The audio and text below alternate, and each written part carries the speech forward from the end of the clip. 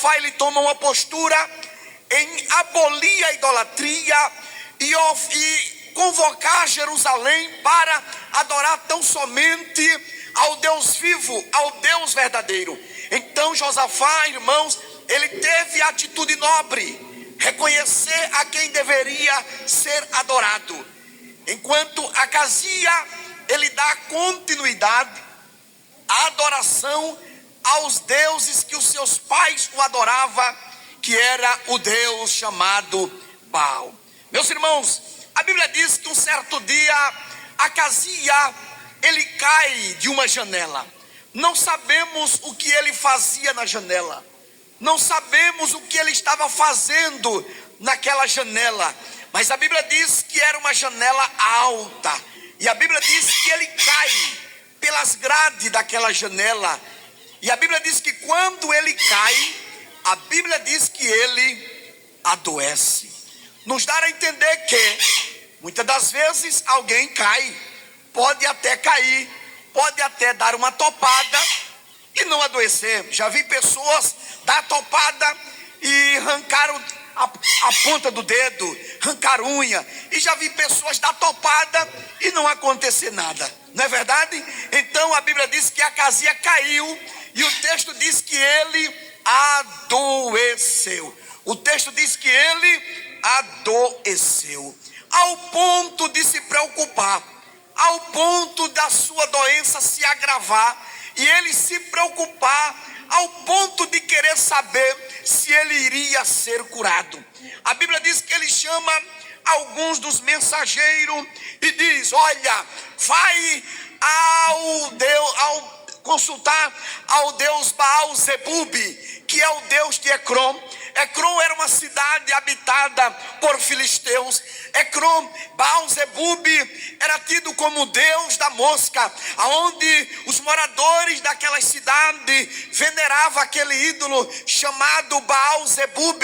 Então Acazia chama seus mensageiros e diz: vai lá, pergunta para Baal-Zebub se eu vou ser curado, se eu serei curado desta enfermidade, se eu irei me levantar desta cama. A Bíblia diz que os mensageiros se levantaram e foram ao encontro do Deus chamado Baal-Zebub. E quando eles vão no caminho, Deus se utiliza de um profeta conhecido por todos nós, chamado Elias o tisbita. Deus levanta a Elias e Deus diz: Elias, levanta-te, vai ao encontro dos mensageiros de Acazia e pergunta para ele se não tem Deus em Israel para ele consultar. Pergunta para ele se não existe um Deus vivo, um Deus verdadeiro, que verdadeiramente deve ser adorado. Pergunta a ele se Israel não tem um Deus que governa.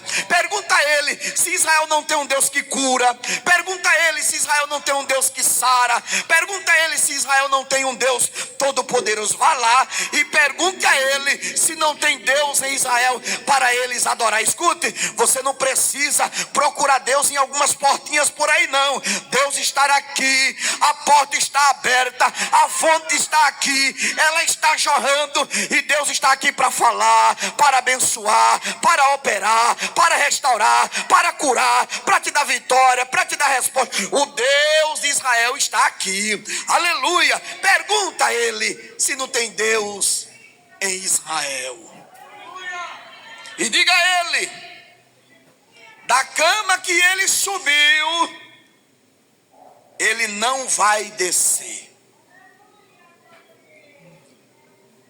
Chega uma hora, irmão, que Deus chama eu e você para uma conversa. Deus, ele dá oportunidade ao homem, mas tem uma hora que ele diz: senta aqui, vamos conversar. Algumas coisas precisam ser esclarecidas, e você precisa ouvir algumas coisas. Vai lá, diz para ele.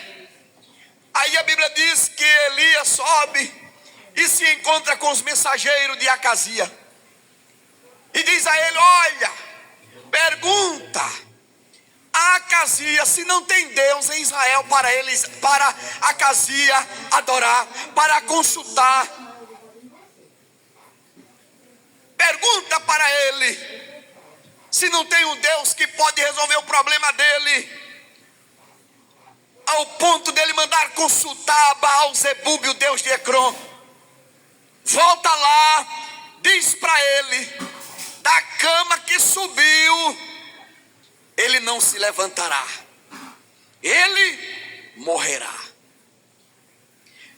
Os irmãos, observe que os mensageiros voltaram muito rápido, ao ponto de perturbar o rei. E o rei diz: vem aqui, por que voltaste tão rápido? Ele disse: olha, um mensageiro se apresentou a nós. Aleluia. E mandou te perguntar se não tinha Deus em Israel para você consultar.